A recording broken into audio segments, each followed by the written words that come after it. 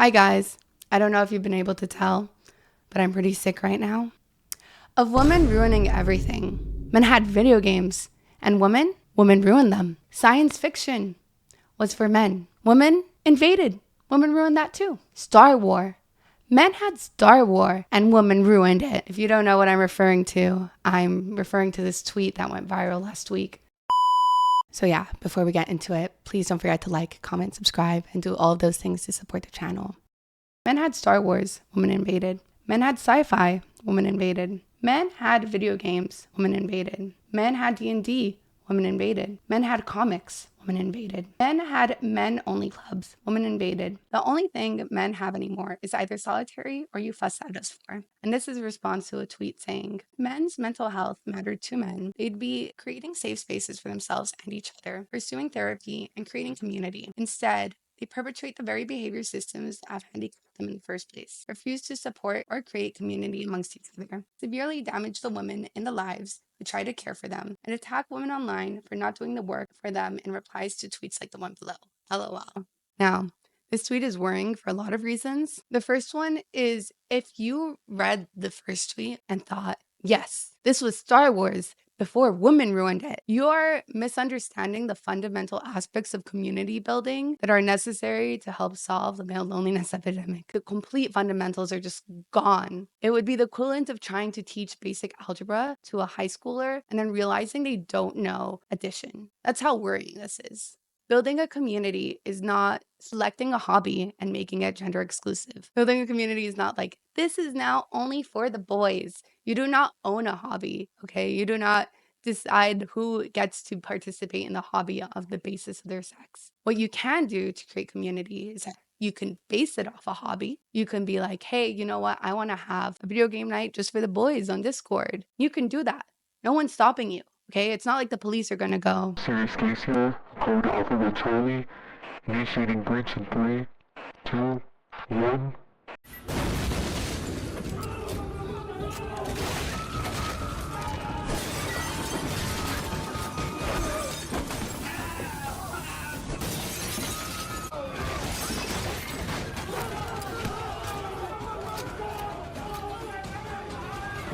Stop!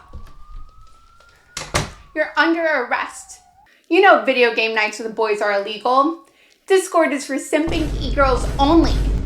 Now, what you can't do is decide that a hobby is only for men or only for women. That's something that you do not own. Side tangent. Also, implying that women invaded these spaces when they were either the creators or some of the forefront runners of these spaces is kind of insane. Imagine if somebody told Mary Shelley that she had to get the fuck out of her own genre. Like, I finally finished it. My cautionary tale blending science and fiction together, talking about man's hubris and what can happen when he goes to... Are you Mary Shelley? Yeah, no, I am her. I am Mary Shelley. Cool. I love science fiction. That Frankenstein, that shit slapped.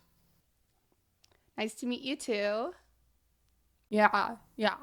Like, look, I'm sorry to tell you this, but me and the boys, we took a vote, and even though your book is dope, like, you gotta get out. Wait. What do you mean that I'm like out? You know, get out of science fiction. That's supposed to be for the boys now. What? See, the boys own that. We decided democratically. Yeah, no, I don't. Like, I made this. Like, this is my creation. Yeah, and it's cool and all that you invented this, but like, do we really need you? Listen, we just don't really think you're that necessary, and we kind of own it now. Like, science fiction is for the boys, not for the girls. Okay, no. I don't think you understand, actually. This is supposed to be a cautionary tale about humankind in general, like what can happen when we go too far. It's not really supposed to be for either specific gender. It's more about like a humanity cautionary tale. Be careful what you try to do. Stuff like that. There's so many limited safe male spaces, and your cooties are kind of getting into everything. So we just think it would be better as a society if you could like GTFO. Fuck out of here, bitch! Bruh. Even if you did have these spaces exclusive, that doesn't mean anything if emotional vulnerability isn't a part of it. What do I mean by this? There's a reason why you have that whole stereotype of a woman going towards her husband being like, how do you not know anything about Robbie? Aren't you guys best friends? Don't you guys watch football every Sunday together? And then her husband being like, well, me and Robbie just talk about football on Sundays. We don't really talk about anything else. I don't know what's going on with his family. I didn't ask him. And the point that I'm trying to get across here is that emotional vulnerability or community building isn't just having a hobby together. It helps and it's a first step, but it's not the determining factor of fixing the male loneliness epidemic or even women loneliness epidemic, because women are increasingly isolated as well. And the reason for this being that loneliness essentially comes from emotional isolation, not just being in physical proximity to other people. You could theoretically be in a room filled with other people and still be lonely if you don't feel like you're connecting with anybody there. Part of fixing the male loneliness epidemic is being willing to connect with other people and other men emotionally. Now, I know what you might say. Oh my god, Pixie, that's such a female perspective, okay? Men have trouble showing their emotions. Women just get away with it, okay? Like, how are you gonna tell me to be more emotionally vulnerable when, like, women can just be as emotional as they want and they can get away with whatever they want? Like, so female-minded, female-coded, female. I do want to address the common misconception that for some reason a lot of people have, that it's okay for women to show their emotions. Women get made fun of all the time for being emotional. The word drama queen didn't come from out of nowhere. In fact, women's emotions are often taken less seriously than men's. Women don't get a free pass to be emotional either. They're still made fun of it, pretty relentlessly so. In fact, some people even claim that because women are supposedly like more emotional or whatever, that is actually a basis of why they should be subjugated towards men. I believe that women are more emotionally led and men are more logically led. It's true. And I think that the propaganda machine and the news machine primarily uses emotional arguments as opposed to logical arguments. And women fall for the emotional And women fall for the emotional arguments. So if you have a woman who's in charge of the household and her man can't resist her commands, and they put on the news, be afraid, COVID's gonna kill everybody. She gets afraid, now you have a whole household of people with masks on, 8 vaccines, and down the insanity hole. Whereas a man with logic would sit there and do exactly what I did and say, look, all right, let's calm down for 2 minutes. Let's just wait, because the news lies. So let's just wait till Wednesday before we start taking injections. So it's not like women get to be emotional, happy, no consequence. They just, woo.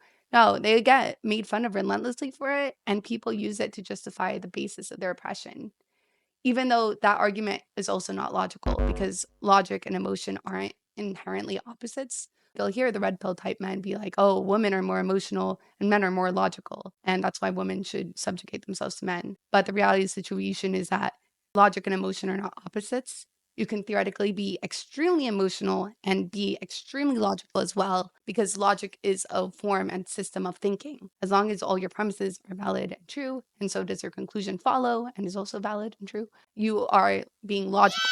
So this whole idea that it's like, oh no, you're emotional, therefore logical, is not even logical in itself. Now, emotions can make it harder to be logical, but that's not always necessarily the case. But that's just a side tangent. So why do women share their emotions even though it means they're going to get made fun of?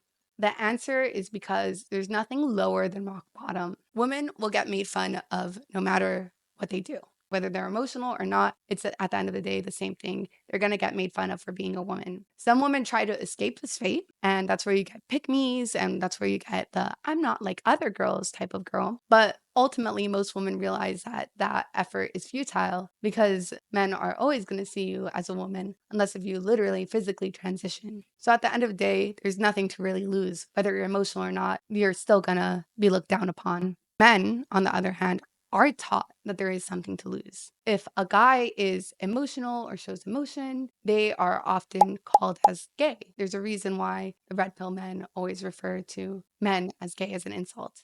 Imagine thinking this is cool. Okay, are you gay? Are you gay? What gay is being used as a substitute is essentially for less manly. You're less manly if you show emotion. You're less manly if you do this or that. And a quick shorthand way of saying that is just gay. Be for real right now. There is no way there's that many things that are gay. You'd be surprised. There's a lot of things that are really gay when you think about it. Brushing your teeth. Totally gay. Super gay. Eating a banana. No, actually, that's really gay. Treating a guy like a messiah who calls himself a top ... G. Well, actually, that actually sounds pretty straight to me. Life is a sick joke, and talking to you is a punchline. And this is where homophobia and misogyny intertwine their arms with each other. Because to be gay is to be less of a man, and to be less of a man is to be more like a woman. And in our society, for a lot of people, there is nothing worse than being like a woman. And that's why the male loneliness epidemic is inherently a feminist issue. The reason why men are having trouble community building and being emotionally vulnerable with each other is because they're taught they are being less of a man if they do so, which is a pretty valid fear. Unlike men, women had to develop community and social safety nets. Back then, when women didn't have social and economic independence, if a woman's husband died, got sick, disappeared, or was abusive, the woman would essentially be financially and socially screwed. And that's where part of community building originated from this whole idea that, oh, we need some sort of social safety net in place in case something happens to our sole provider. Because even if we do go out and work, we still don't have the social or financial independence to make it completely by ourselves.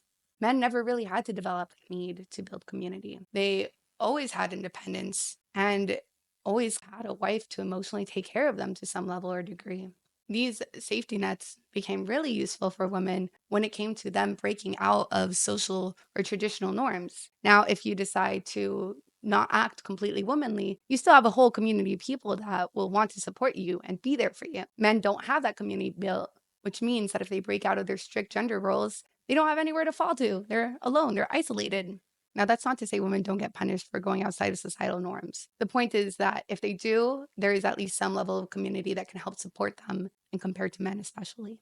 Men don't really have community. And in fact, they have the opposite of that. They have a giant propaganda machine built on this idea that instead of trying to develop community and instead of trying to be emotionally vulnerable, they should lean harder into their stereotypical gender roles. You see this with Andrew Tate when he's talking about don't feel sorry for yourself. Nobody cares. So why do you care? All the people out here in the world don't care, but you're going to sit there and you're going to carry to be the only person in the world who cares? You're going to walk around telling everybody, trying to find somebody who gives a good luck, because what's going to happen is you're going to walk around feeling sorry for yourself, trying to find somebody who cares. You might find somebody who pretends to care long enough for you to get a little bit of dopamine, but all in all, you're wasting time in a hyper-competitive world where people like me who perform regardless of how they feel are just going to perpetually bury you. And then you're going to sit there and wake up and go, why am I a loser? Well, because when Andrew was sad, he continued to perform. Your emotion has nothing to do with the harsh reality of this world. You're either successful or you're not. Life is binary. You either win or you lose. You survive or you don't. How I feel has no impact on how I live my life. I don't think happiness as an index is a healthy view for a man to have on life success. If you're waking up and going, oh, am I happy? Am I not? You're looking at life wrong.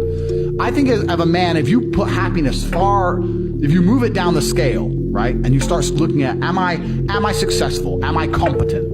You know, am I achieving things? Am I respected? If you start to look at these indicators of your life, you're going to end up being happier without actually analyzing if you're happy or not. There's a couple of hidden premises here. He's basically telling you that if you are successful, it won't matter how you feel. If you're sad, not happy, whatever, you will be successful. And you can at least cling on to that. And that, in a way, is a form of happiness. The other premise is that if you're successful, you'll be able to attract countless women. And that, in a way, will also help fulfill that void inside your heart of loneliness. And how do you become successful? Well, the answer is obvious. Just follow Andrew Tate. Just treat him like a messiah. Do what he says. And suddenly you will find yourself successful and happy in a way that you weren't before. Now, obviously, this doesn't work out for a variety of reasons. The first one being is that even if you find a romantic partner, that's not going to be enough to fulfill your loneliness, essentially. No one other person can fix you or take that away. Second of all, even what he is proposing and saying is, oh, you shouldn't even be emotionally vulnerable towards women either. The woman you want doesn't care. You will only even acknowledge he exists if he's ignored how he feels 99% of the time before that. You should just keep cycling through them. Women don't have a clue what they want. I want a guy who's sweet and sensitive and takes care of my needs and thinks about me, blah, blah, blah. They're all out there. None of you are with them. Why? Because women don't want that. Women don't actually want that. Women want to be with a man they respect. So women need to respect you as a man. How's a woman going to respect you as a man if no other girl wants you? Which will again leave you in an emotionally isolated state. Maybe you'll be able to have sexual relations, but nothing that's sustainable or for the long term, because the vast majority of women are not going to put up with their partners sleeping around with a whole bunch of other people. And the ones that do are usually of the gold digger variety. If you want a woman who maybe just only cares about you for money and doesn't care what else you do, then that's an avenue. But I think most people want a genuine special connection with someone.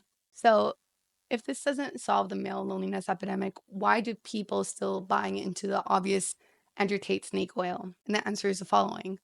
One, he provides hope. He provides an escape out. Very easy. Just follow your Messiah and he will lead you to happiness. That's something that a lot of people want to cling on to when they feel like there's no other alternative. And the second one is that Red Pill in itself is a community. People get to bond over their shared loneliness and their disdain for how the modern woman has essentially left men behind and has corrupted society. A lot of red pillars blame the current male loneliness epidemic essentially on the modern woman.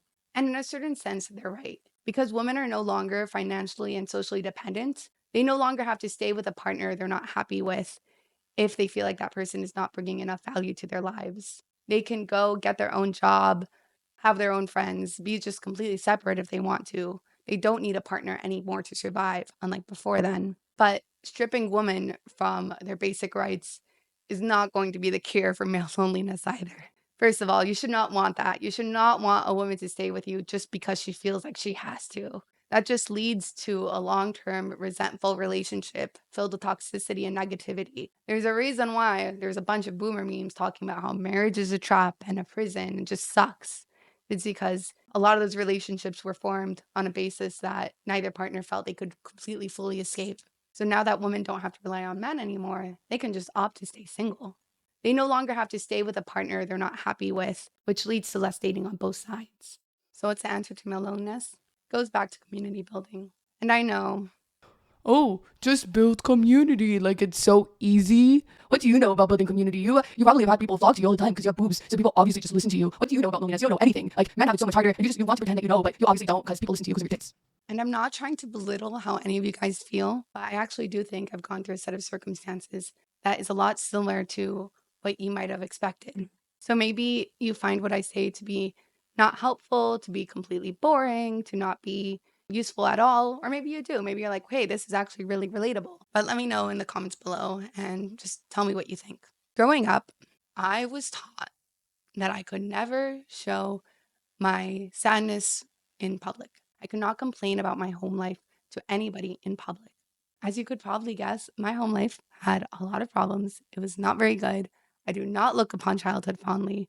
It was a very bad period of my life. But I was taught that if I ever complained about the situations or circumstances that were going on in my house to people on the outside, then I would be bringing shame onto my family because people gossip, people talk, and that would be a disgraceful thing to do. So that was hammered into me from a young age. I was also taught that I could not be angry because being angry is not ladylike. It's not good. It is not okay. It is not tender or coquette or petite or whatever. So I was not allowed to be sad or angry in public. And that basically taught me that the only thing I could be in public was happy.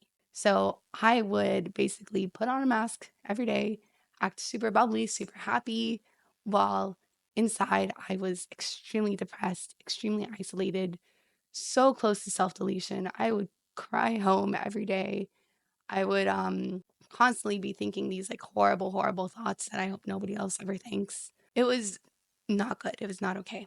And the few times that I did complain, hell was brought down onto me. It was so that I was selfish, that I was egotistical, I was a brat. How dare I complain when I have food and a roof over my head and a good education? I'm just being a bad child because I dared to have these emotions essentially.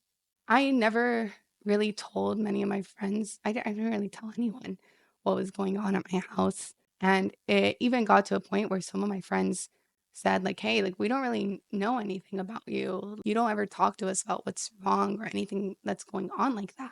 And even in the situations where I supposedly had a free out to talk about my emotions, I couldn't even do so then because it was so ingrained into me that there's just something you don't do. It's just not okay at all. So I couldn't even the idea of even doing that was just so foreign and not possible for me that I just couldn't. I think one or two friends realized how bad the situation was just because I was so mentally ill that some of the things I said and did were like easily clockable to anybody who has a semblance of normality. They were like, oh, yeah, this is not okay. I never told them the full story at that time. It wasn't until halfway through college where my mental health got so bad because I was just not processing or analyzing any of this stuff that I literally became paralyzed and had to go to intensive therapy for a year because I just couldn't function. And it was after this therapy that I made a conscious effort of trying to share my emotions with my friends. I also want to note that another reason why I was afraid of sharing my emotions was because I was afraid that it would make people like me less. I was afraid that people would just see me as this weirdo and not want to talk to me anymore. And I was severely bullied in elementary and middle school. So in high school, I was like, I don't want to lose the friends I do have right now. I better not talk about any of this stuff. But back to the main point. After a year of intensive therapy, I made a conscious effort and decision to be more emotionally vulnerable with my friends.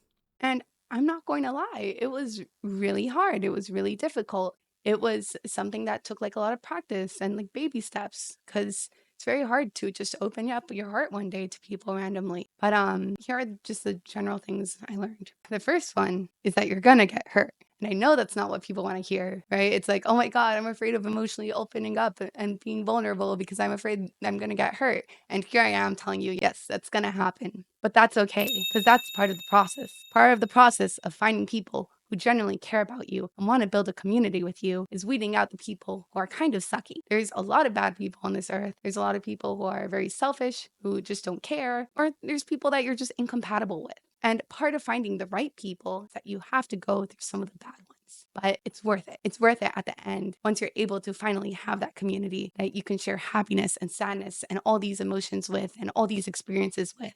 So you also have to give yourself a little bit more credit than you may want to. Even when you get hurt, it's going to be possible to overcome that pain and to be able to continue on. I know it's scary, but it's just what's part of it. The second thing is that no one person is going to save you. It's just not possible and it's not sustainable. Imagine your emotions like a big rock that you're carrying. You can either break up the rock into a bunch of tiny pieces and give it out to everybody, or you can just give half the rock of this giant rock to somebody else, or you even try to give the full rock to somebody else. That's not fair. You can't expect somebody else to carry all of your emotional weight.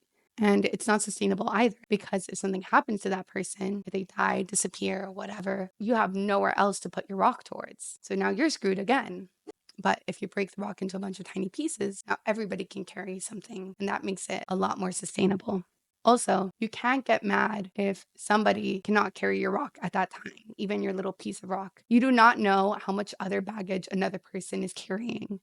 They might be super full at that moment, and that's okay. That's the reason why you have a lot of other people to carry your little rock around. And at the end of the day, they're not entitled to carry your rock either. So you can't get mad at them if they decide not to. Now, if they never want to carry your rock, if they're always like, screw you, I don't want to touch it, just you do your own stuff, then you can be like, well, this person isn't really there for me. But just because they don't succeed at carrying the rock every single time doesn't mean you can get mad at them. And the other thing is just like how you want people to support you, you have to support other people. Relationships are reciprocal. If you're just expecting a relationship where you are constantly taking from that other person and you're not giving back, then you kind of deserve to be alone. And that means that if you really want to build a community, you have to be willing to take the first step. You have to ask them how they feel, how they're doing, have genuine interest in their lives and who they are as a person. Then you can start opening up a little bit and that you guys are more on even ground. And part of building community, or one of the best ways to do it, is through finding mutual interests and hobbies.